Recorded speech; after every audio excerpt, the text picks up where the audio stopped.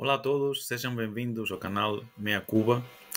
Hoje eu vou comentar algumas notícias sobre a recente visita do secretário-geral das Nações Unidas, o senhor engenheiro António Guterres, a uma cumbre que aconteceu em Cuba, a cumbre do Grupo 77 mais China. E vou começar por esta notícia publicada pela BBC. E como se pode ver nesta notícia, se faz referência às novas tecnologias, às regras que envolvem estas novas tecnologias, e também se pode ler que, na visão do senhor engenheiro Guterres, o mundo está dividido entre ricos, fala dos ricos, dos privilegiados, portanto, presumo que também há pobres. Obviamente, há países que são ricos e outros são pobres. E é precisamente neste ponto que queria começar o meu comentário. Por que há países ricos e por que há países pobres? Se observamos a história dos países da América do Norte e da América Central, de toda a América, todos são terras que foram descobertas há aproximadamente 500 anos. Portanto, era expectável que todos estes países tivessem um desenvolvimento semelhante. Mas não. Há países como os Estados Unidos da América, como o Canadá, que são dos países mais desenvolvidos do mundo. E há países como, por exemplo, o Haiti, ou a própria Cuba, onde eu nasci, que são países que estão no fundo dos níveis de pobreza na América. Mas por que isto aconteceu? Bom, muito resumidamente, se olharmos para a história, por exemplo, do país como Haiti, o Haiti há perto de 200 anos fez uma revolução. Foi uma revolução em que eles simplesmente mataram a todos os colonos e, a partir daí, o Haiti tem funcionado numa espécie de anarquia, sem instituições, e pronto, é o país que é. Se olharmos para outro país, como por exemplo os Estados Unidos da América, bom, é um país que também há 200 anos aproximadamente fez a sua declaração de independência, fez uma constituição, tem instituições extremamente sólidas e, entre outras coisas, os americanos já há vários séculos que escolhem um presidente de 4 em 4 anos. E essa estabilidade, e a Constituição continua a ser a mesma, essa estabilidade é uma das coisas que eu acho que tem permitido o desenvolvimento desta grande nação que são os Estados Unidos da América. Se olhamos para um país como Cuba, bom, Cuba é um país que é independente, como país independente tem perto de 100 anos. Cuba, já neste período, teve várias constituições. E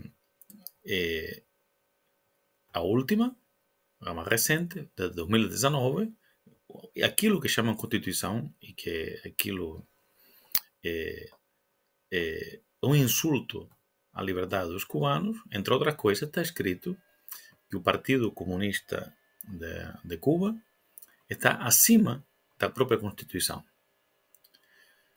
Muito bem, é isso, essa falta, as instituições cubanas, a partir de 1959, foram simplesmente obliteradas pelo Partido Comunista Cubano, e é isso que tem tornado Cuba cada vez mais miserável. Neste momento, Cuba é um país que os níveis de miséria, não se pode nem falar de riqueza, os níveis de miséria estão ao nível do Haiti. E pronto, por quê? Precisamente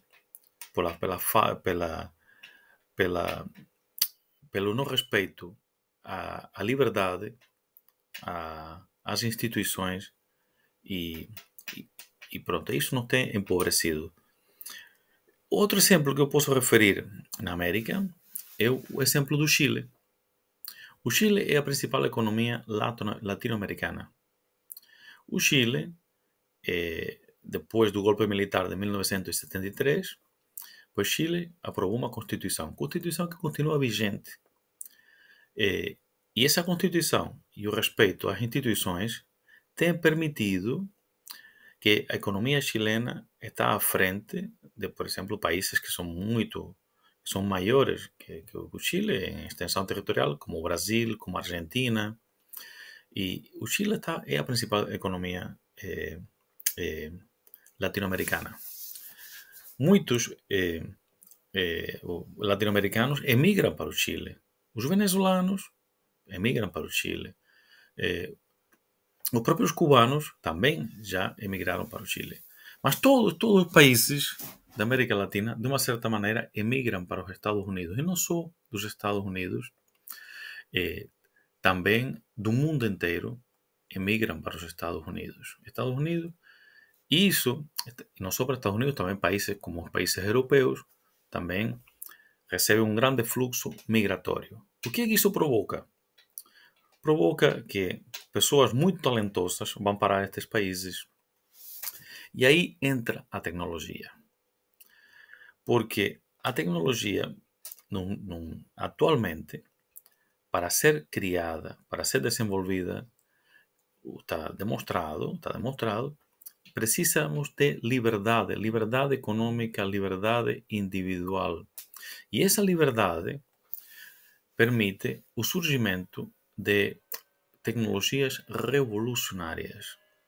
Essas tecnologias revolucionárias precisam de pessoas muito talentosas que as consigam criar. E, portanto, a liberdade é um terreno fértil para o surgimento destas tecnologias. O que acontece em países mais pobres? Eu referi há pouco Cuba, Haiti, como por exemplo, exemplo que conheço bem. Nesse país, obviamente, não pode surgir nenhuma destas tecnologias. Não há liberdade, não há respeito pela vida humana. Portanto, as pessoas mais talentosas não têm a liberdade individual, a liberdade economia para conseguir levar um projeto, quanto mais uma empresa em Cuba, uma empresa. Não, é impossível fazer isso.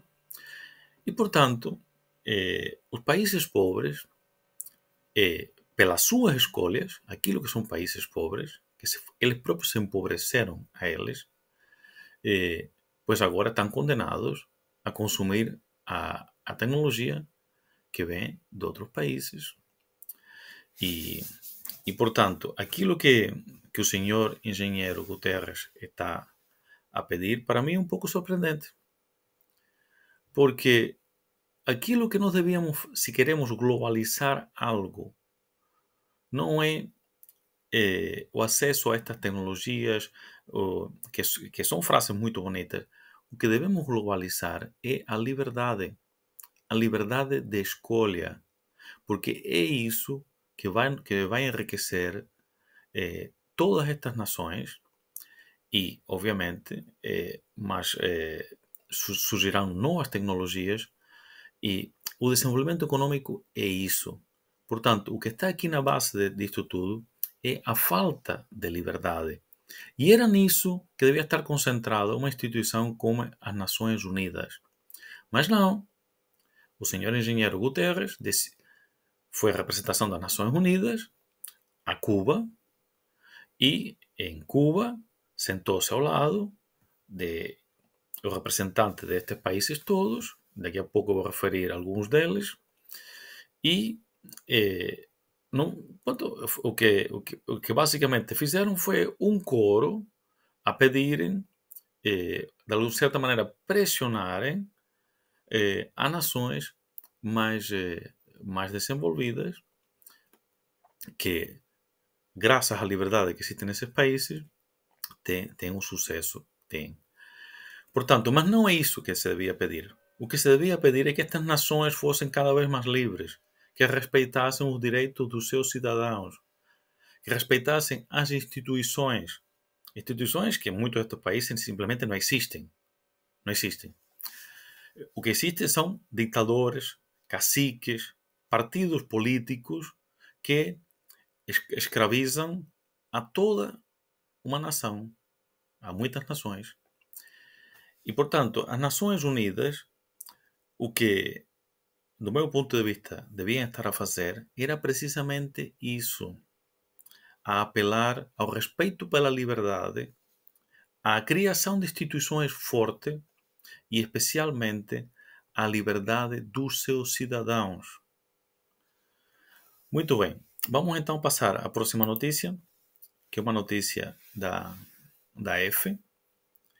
E aqui, como se pode observar, um senhor engenheiro Guterres fala de uma governança, em espanhol, governança global, uma governação global, as mudanças climáticas e, mais uma vez, o desenvolvimento tecnológico. E eu não me vou estender muito neste ponto, mas para mim é extremamente preocupante esta agenda que tem as Nações Unidas da criação de um governo global. Governo que está acima dos políticos que nós elegemos. E quando eu digo nós elegemos, é nos países em que há eleições democráticas. Porque a maioria destas nações, no grupo 77, nem as eleições são tudo mais ou menos democráticas. Bom, então nós, que democraticamente elegemos os nossos representantes, pois então temos instituições que aparentemente se lhe quer dar o cariz de governação global, acima das nossas escolhas, são eles que vão determinar o nosso futuro. O nosso futuro. Bom, é preocupante quando vemos ao secretário-geral das Nações Unidas a fazer estes apelos junto a países como China, como Cuba, como Venezuela, como Eritreia, como Nicarágua, como Coreia do Norte, e se fala numa governação global.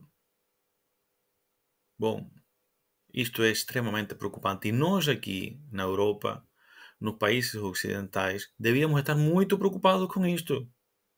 Então, muito preocupados com isto. Porque estes apelos globais, aquilo que na minha opinião estão a fazer, é a enfraquecer as nossas nações. Mas há outras nações que já são muito fortes e que não se estão a enfraquecer.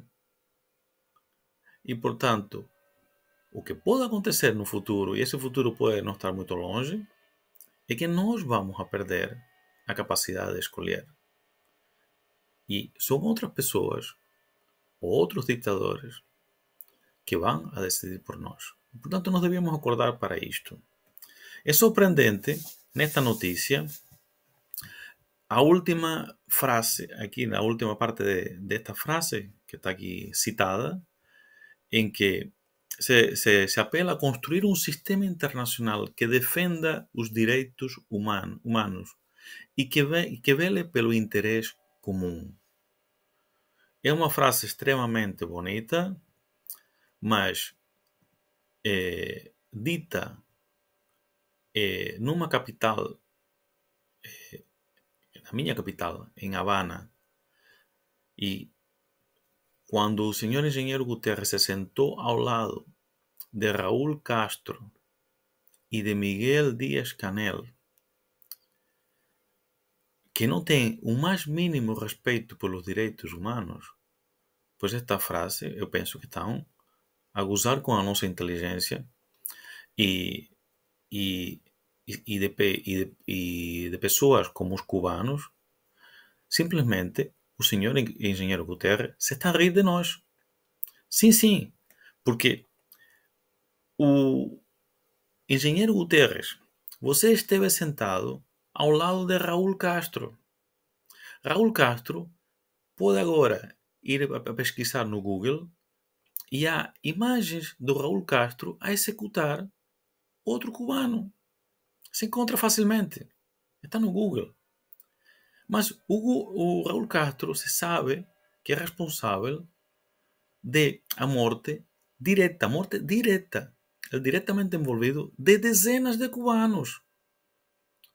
como também todas essas execuções que aconteceram em Cuba foram sob o comando do seu irmão, do assassino Fidel Castro, e também sob o comando de pessoas como Ernesto Guevara, o famigerado Che Guevara.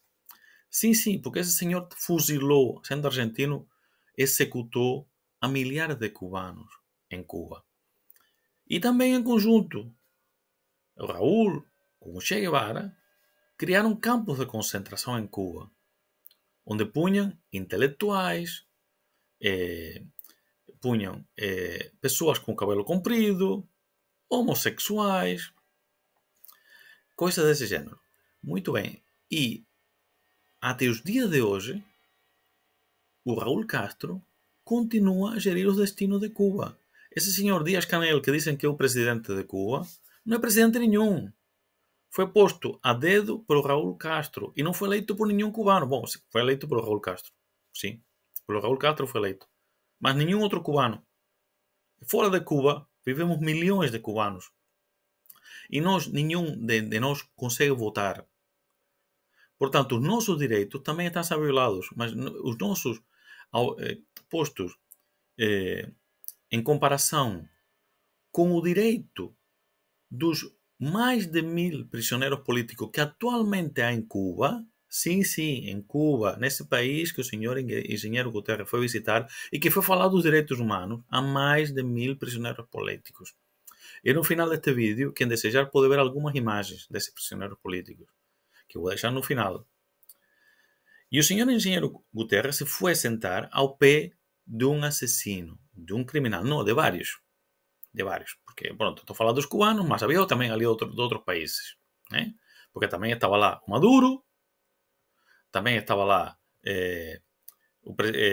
o ditador da Nicarágua, Ortega, todos discípulos do castrismo cubano, discípulos e que têm feito nos seus países aquilo que aprenderam a fazer em Cuba, né? Que é escravizar os seus povos. E então, nessa capital, que o senhor engenheiro foi lá visitar e que disse frases muito bonitas, algumas delas estão aqui e agora estou a comentar. Bom, nessa capital também, por exemplo, há um muito conhecido centro de torturas, Villa Marista. Sim, pode pesquisar na Wikipedia, está na Wikipedia, vai lá, pesquisa lá, Villa Marista. Bom, em Villa Marista, desde os anos 60, passam por ali opositores ao regime e são torturados ao ponto depois de saírem e confessarem qualquer coisa. Seja lá o que for. Algum escritor passou por ali, muitos dissidentes e também estrangeiros passaram por aí. E todos confessam o que eles querem. Portanto, são centros de tortura que existem não só na capital cubana, existem um pouco por toda a ilha. E nesse maravilhoso país, pois o senhor engenheiro Guterres foi lá falar do quê? De direitos humanos. Mas está aqui, está a usar connosco. Está a usar com a nossa inteligência. É que hoje em dia existe a internet, isto tudo está documentado. Podiam ter escolhido outro sítio. Não, foram a Cuba. Cuba, que é o pior sítio, ou um dos piores, para falar de direitos humanos. Portanto, basicamente era isto o que eu queria dizer. Eu penso que as Nações Unidas, instituições como as Nações Unidas, ou por exemplo, agora estou-me a lembrar da Unicef. Unicef que também tem escritórios em Havana. Sim, a Unicef tem escritórios em Havana. Eu lembro que as crianças cubanas, a comida em Cuba é racionada desde os anos 60. Portanto, já há 6 décadas que a comida é racionada em Cuba. Bom, as crianças cubanas só comem, ou deviam comer, aquilo que o Estado lhe dá. Né? Porque são racionadas. O Estado em Cuba é tudo. E as crianças cubanas têm leite, atenção, não é leite como vendem aqui no supermercado, é leite em pó. Até os 7 anos. Agora, a partir dos 7 anos, já não têm direito ao leite. Não é agora, já há muito tempo que é assim. Só para que você tenha uma ideia. Mas também, se alguém se der o trabalho e pesquisar no YouTube, na internet, há imagens, há vídeos de crianças cubanas em situações horríveis.